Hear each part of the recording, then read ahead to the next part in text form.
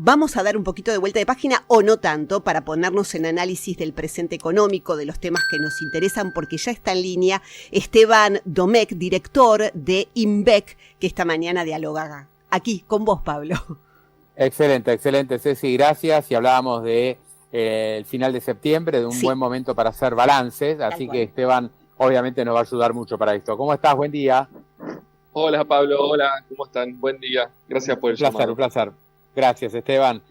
Primero te quiero preguntar, ya que está cerrando septiembre, ¿cómo viene la inflación del mes? No sé si ustedes calculan o si por ahí tienen algún otro tipo de medición privada o dónde buscan la info, pero bueno, ya debes tener algún análisis o parámetro de cómo está cerrando el mes. Sí, nosotros tenemos una medición propia que hacemos en Gran Buenos Aires. Alimento nos está dando en la zona de 3,8 y la general también están entre la zona de 3,8 y 3,9. Estamos viendo una inflación que con bastante probabilidad en septiembre va a perforar el 4, pero está un poquito más arriba de lo que están viendo algunos analistas. Algunos colegas la están viendo en la zona de 3,5, 3,6. Para nosotros es un 3 bastante largo, bastante cerca del 4, entonces de alguna manera nos queda una baja con un sabor a poco, teniendo en cuenta sobre todo la baja del impuesto país. Había mucha expectativa en septiembre, con una brecha cambiaria muy tranquila, con la reducción del impuesto país del 17,5 al 7,5. Había mucha expectativa en ver, bueno, cuán significativa es esta baja. La baja se da, pero con respecto al 4,2, yo te diría que tiene un poco de sabor a poco. Sí, me sorprende un poco lo que me estás diciendo. Un poco me sorprende, ¿no? Estaba viendo, por ejemplo, mirá, Ramiro Castiñeira, ¿no? Que es un colega tuyo, nuestro. Alimentos Ideales le va abajo de 3. O sea, lo que estoy viendo de algunos economistas contrasta un poquito con lo que me estás comentando vos de alimentos y bebidas. Para ustedes la medición en Gran Buenos Aires por ejemplo era 3,8, o sea, es un poquito más caliente de lo que han medido otros consultores. Sí, pero por lo general siempre puede haber un que otro desvío. No, obvio. Pero yo diría, si agarramos la media, va a estar piso 3,5, techo 3,8, más o menos, deberían dar por ahí.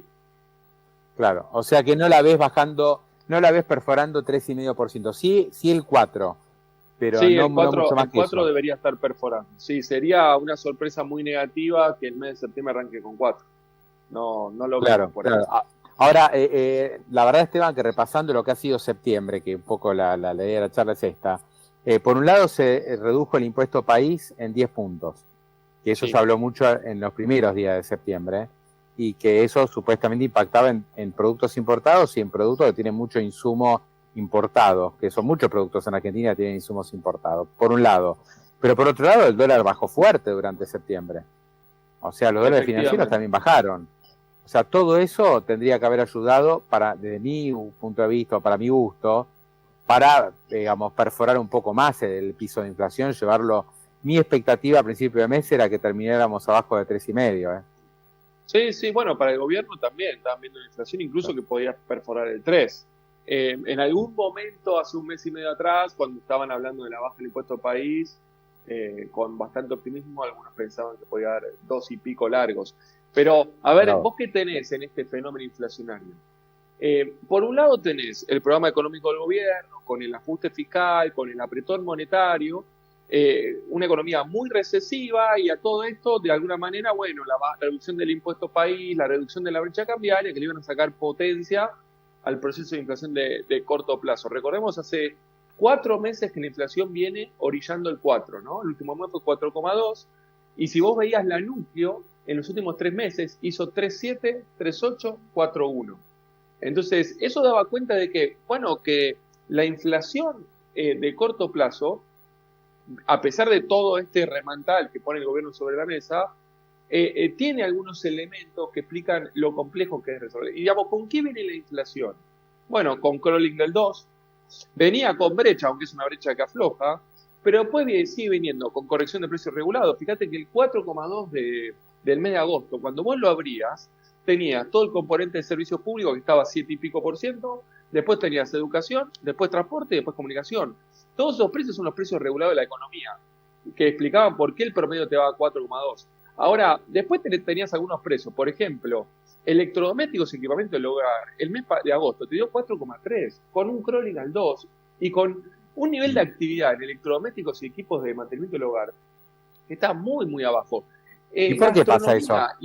Gastronomía y hotelería te dio 4,8, también por encima del promedio. Entonces, ahí viene tu pregunta, ¿por qué pasa eso? Bueno, yo digo, la inflación viene con crawling, viene con brecha, pero viene con inercia, viene con indexación contractual y viene con corrección de servicios públicos y también viene con paritarias, y paritarias te pega mucho más en todo el componente de servicios. Entonces, servicios públicos con la corrección de tarifas, más paritarias, educación, transporte, comunicación, gastronomía, tiene mucho componente también, sobre todo de paritarias. Y esto es lo complejo de resolver el problema inflacionario. Yo digo, el gobierno está atacando las causas, y yo creo que tarde o temprano va a ganar la pulseada, y la Argentina va a resolver el problema de la inflación. Esto es muy importante.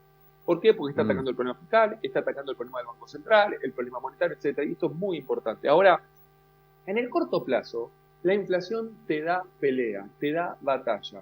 Entonces, ahí es donde la calibración del programa, la consistencia, la coordinación es fundamental.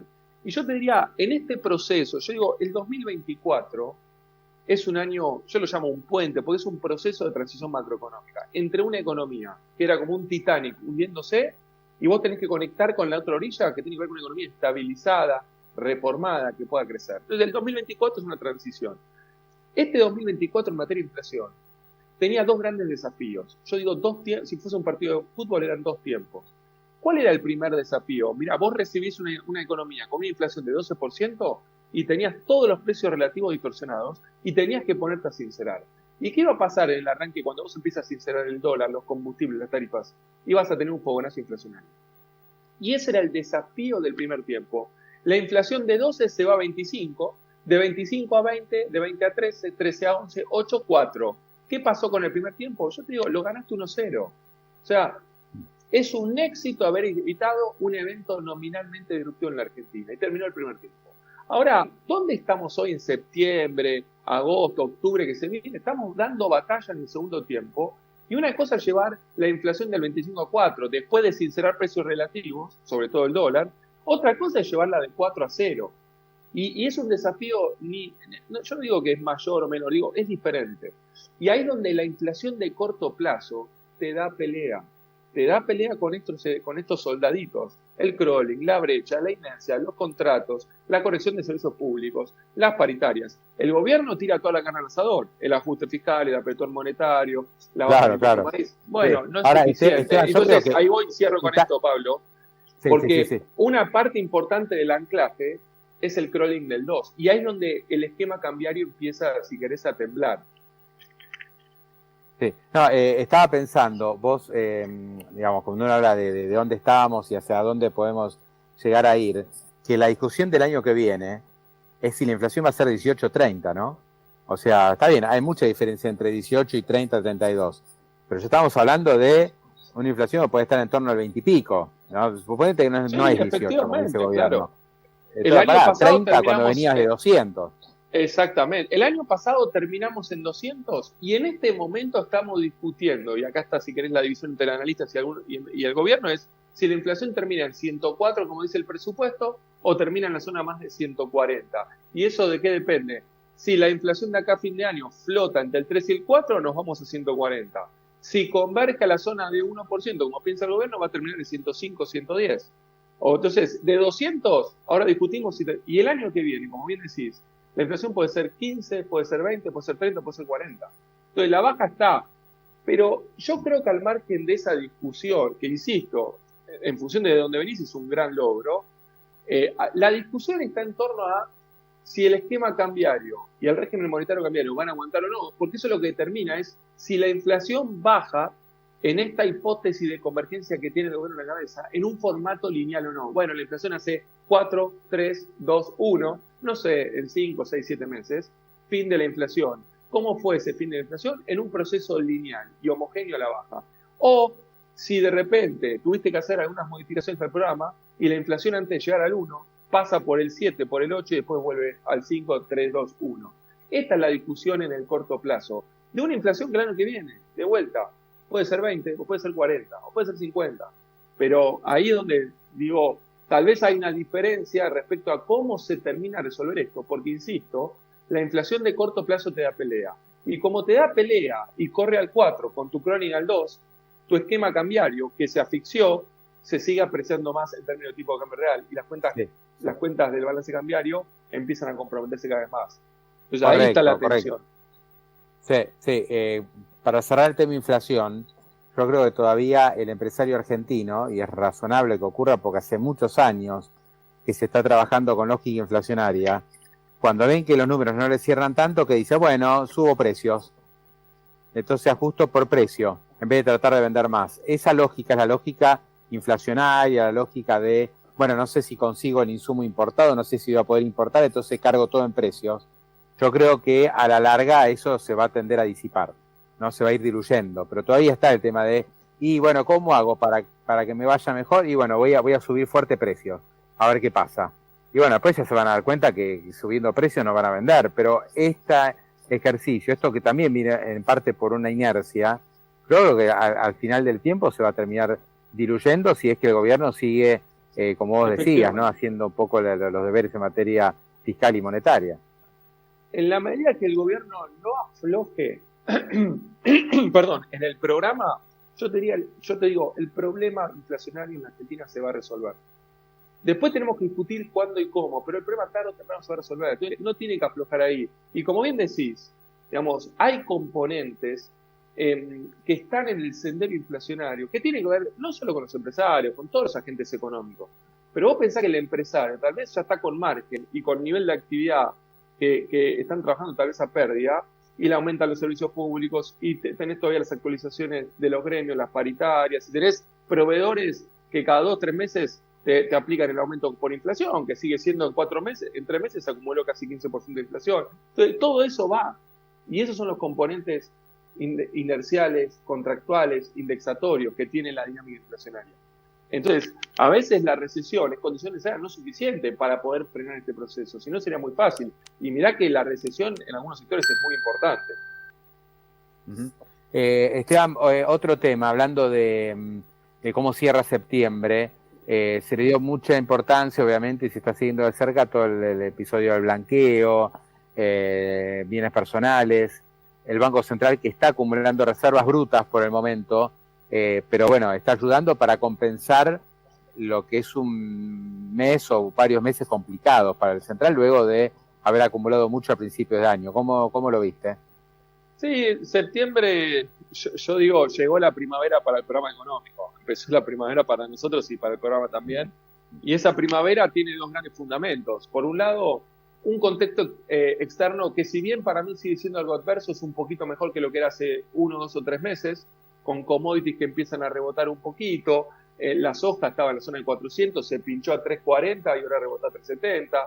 El real en Brasil, que estaba a 5, se había ido a 5.70 en mayo, junio, ahora rebotó a la zona de 5.40. Entonces, tenés un frente externo un poquito mejor, aunque sigue para mí no siendo favorable, y después tenés el efecto del blanqueo. Y efectivamente el blanqueo, la verdad que está traccionando, yo creo que un poquito más de lo que muchos esperábamos, y eso es muy positivo, porque el blanqueo es un blanqueo que yo creo que está principalmente pensado para robustecer la fragilidad cambiaria del Banco Central. Y en ese sentido, los argentinos ya en las últimas jornadas han estado blanqueando entre 500 y 1.000 millones de dólares por día. Eso en definitiva son más depósitos son más encajes, es más crédito en dólares al sector privado. Entonces, de alguna manera, esto encima lo combinás con el tema de pago de bienes personales y pago de ganancias, que estuvo diferido para personas físicas, y además el apretón monetario, y bueno, la brecha cambiaria siguió comprimiendo, el Banco Central acumuló casi 3.000 millones de dólares, pero es cierto, la verdad que la intervención en el MUL, septiembre va a terminar negativo, por 4º mes, el Banco Central no puede comprar dólares en el mercado de cambio de forma genuina, y eso da cuenta de un esquema cambiario que se asfixió. Ahora, como vos tenés esta primavera forjada por estos 2 elementos que yo te digo, de alguna manera esa primavera te permite, digamos, bueno, que el Banco Central por lo menos pueda seguir comprimiendo la brecha y acumular algo de dólares, aunque no son del Banco Central. Entonces, en ese sentido es un mes positivo. Yo creo que en parte en octubre eso se va a seguir sosteniendo. Entonces, ahí el programa económico está intentando como empezar a armar una especie de puente para resolver este esquema cambiario o este régimen cambiario que está presentando desde mayo síntomas de asfixia. ¿Qué síntomas de asfixia? La brecha de 15 se está viendo a 60. El Banco Central venía comprando entre 2.000 y 3.000 millones de dólares por mes hasta mayo y a partir de entonces se está vendiendo. Las reservas venían subiendo, de 21.000 millones en noviembre habían subido a 30.000, de ahí bajaron a 26.000. Bueno, esos son los síntomas. Sobre esos síntomas de un esquema cambiario que mostraba problemas, apareció esta primavera y estamos terminando un septiembre bastante favorable en brecha, en reservas, en activos argentinos, en riesgo país, ya está en la zona de 1.300, estaba en 1.500 hace 2 meses. Yo creo que en octubre se va a extender y después hay que ver, yo ahí empiezo a decir, bueno, para que el programa económico pueda cruzar lo que resta del 2024 y el 2025 en el marco de un programa, un esquema cambiario que empieza a mostrar algunas complicaciones, ya se tienen que alinear los planetas. Y el primer planeta era el blanqueo. Y yo diría, hay un principio de alineamiento con un blanqueo que está saliendo superior. Después, el segundo planeta va a ser la Reserva Federal. Si querés, las elecciones de Estados Unidos. La Reserva Federal empezó a bajar las tasas de interés más rápido de lo que se esperaba y creo que la va a seguir acelerando en noviembre y diciembre. Eso es positivo. Después está el tema del swap, repo con los bancos. Después va a estar el RIFI, las privatizaciones, inversión extranjera, tienen que entrar dólares por ese lado. Y después, finalmente, si estos planetas se alinean, se te tiene que abrir el acceso al mercado con un riesgo país que ya tiene que estar 500, 600, 700 puntos, no mucho más. Entonces, ahí terminás de armar el puente para, de alguna manera, sostener, digamos, tu programa económico, sobre todo tu esquema cambiario, sin turbulencias y que efectivamente la inflación termine convergiendo bajo la hipótesis del gobierno. Entonces, ¿cuándo tendría que pasar eso, sí, Esteban, de un riesgo país? Vos dijiste, a ver si escuché bien, riesgo país de 700 puntos, que yo creo que no es imposible, no es fácil, pero tampoco es imposible. ¿Para cuándo? Mirá, si vos mirás el perfil de vencimiento de la Argentina, de acá a fin de año te queda pagar casi 2.000 millones de dólares, pero principalmente son organismos internacionales. El año que viene Argentina tiene más o menos, el gobierno nacional, no la Argentina, perdón, 20.000 millones de vencimiento. ¿Entre qué? Fondo Monetario, organismos internacionales, BOPREAL del Banco Central, swap chino y deuda del mercado. Deuda del mercado de los 20.000 son 9.000 entre capital e intereses, y de esos 9.000, casi 5.000 vencen en enero. Entonces, esto explica por qué el gobierno empezó a anticipar con el tema de los repos, que ya están los intereses, papá, porque bueno, el mercado está viendo, che, vos tenés superávit fiscal, espectacular. O sea, la operación fiscal está saliendo bien y el mercado eso lo pondera muy positivamente. Ahora, el mercado también te dice, sí, pero la segunda operación, el saneamiento del balance del Banco Central, que vos arrancás con reservas netas negativas de 12.500, lo llevaste a positivo 1.000 y hoy estás, si descuento el BOPREAL, 6.000 negativo de vuelta, y hacia adelante tu esquema pareciera no poder acumular dólares, sobre todo si tengo que financiar una fase de recuperación. Entonces el mercado dice, che, tenés superávit pero no tenés dólares. Entonces ahí es donde de alguna manera el mercado, digamos, tiene que abrirte las puertas y si yo me pongo exquisito, esa compresión de riesgo país tiene que ser de acá a fin de año.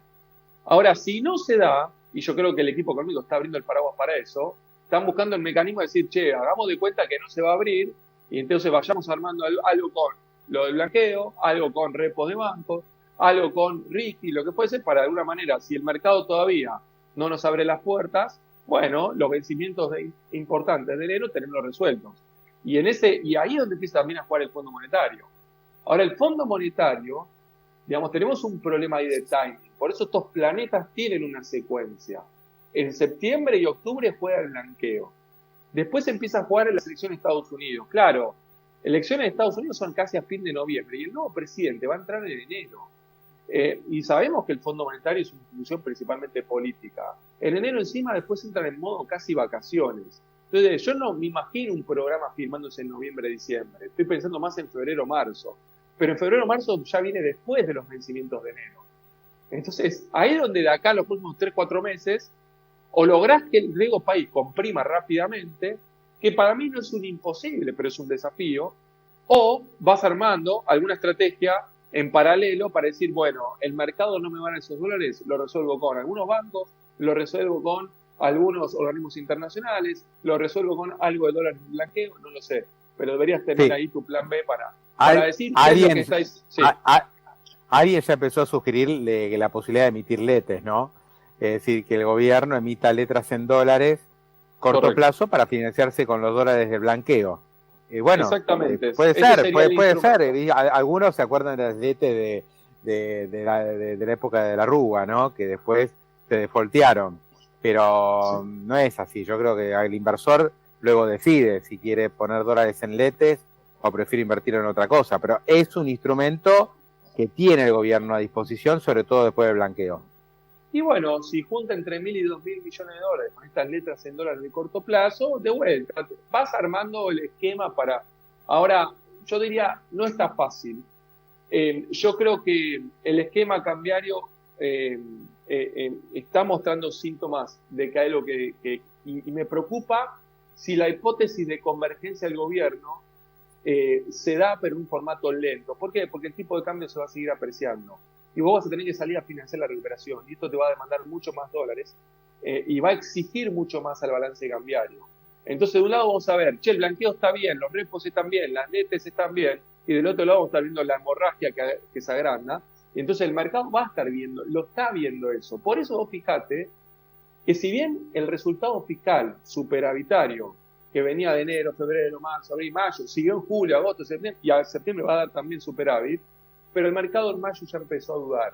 Y las paridades de los bonos que subieron de noviembre a mayo, desde mayo hasta julio y agosto, retrocedieron, ahora en septiembre, digamos, subieron. Yo creo que va a haber tensión, digamos, yo creo que la estabilización está mucho más cerca, y de vuelta, esta es la batalla del segundo tiempo, se ganó el primer tiempo, el segundo tiempo está trabado y está difícil. Yo, si querés, te diría, no deberíamos tener un programa que sea planeta dependiente. No podemos estar pasando la hora para ver cómo podemos armar un puente de un esquema cambiario que tal vez no termina de cerrar. Digamos, y a su vez, en paralelo, así como esto empieza a ser cuenta financiera dependiente, también es cepo dependiente, sostener este esquema y esta paridad cambiaria. Claramente. Entonces ahí es donde están las dudas. Bueno, vos querés que el RIGI, las privatizaciones, la inversión de compañías afuera te meta dólares para suplir esto. Y del otro lado esto compite todavía con un cepo. Entonces el RIGI viene a ser el parche para. Bueno, pero ¿va a ser suficiente eso? No lo sé. Queda la duda del cepo, ¿no? Me parece que todo lo que hablamos, que puede llegar a pasar con el cepo, bueno, está dividida la biblioteca. Ya veremos, ¿no? Me parece que es uno de los cabos que queda medio sueltos por ahora. Efectivamente, para mí hay un desafío, digamos, hay un claro desafío en un programa que si la cuenta corriente, digamos, para poner en perspectiva, Pablo, las cuentas externas de un país tienen dos grandes autopistas, son como dos panamericanas. La cuenta corriente es una, la cuenta financiera es otra. Y cada autopista, cada panamericana, tiene carriles. Entonces puedes decir, bueno, pero Esteban, la balanza comercial este año te va a bajar 17.000 millones de dólares. Sí, y es casi récord, pero eso es en el devengado. El resto de los carriles están todos en rojo, y como encima, en el base caja, muchos de esos dólares de la balanza comercial se me van al blend, la cuenta corriente, ahora cuando ya empieza a reactivarse la economía, te da cero negativo. Como te da cero negativo, esto empieza a ser cuenta financiera dependiente, y la cuenta financiera dependiente, para un país que ya se quemó con el mercado, se quemó con los chinos, se quemó con el Club de París, se quemó con los organismos internacionales, se quemó, si querés, con el Fondo Monetario Internacional, y encima vos tenés el cepo, pareciera que ahí va a haber mucha tensión. Y para resolver esto por esta segunda autopista, digamos, el pasaje va a ser estrecho y finito. Y yo creo que esto es lo que explica la tensión y por qué el mercado, y por qué las paridades, y por qué el Río País sigue hoy en 1.300 puntos. En un escenario de superávit fiscal, balance del Banco Central saneado y cuenta corriente superavitaria, hoy el Río País debería estar 300 o 400 puntos. Esto es lo que falta cruzar en este proceso de normalización y estabilización económica. Yo creo que hay una posibilidad, pero no está fácil. Y esto vamos a tener que convivir con esta tensión y viendo si los planetas se alinean o si los planetas no se alinean. Clarísimo. Esteban, un gran abrazo como siempre y buena semana. Muchas gracias. Gracias, Pablo. Te mando un gran abrazo. Hasta luego. Ahí estaba Esteban Domecq de la consultora INVEC.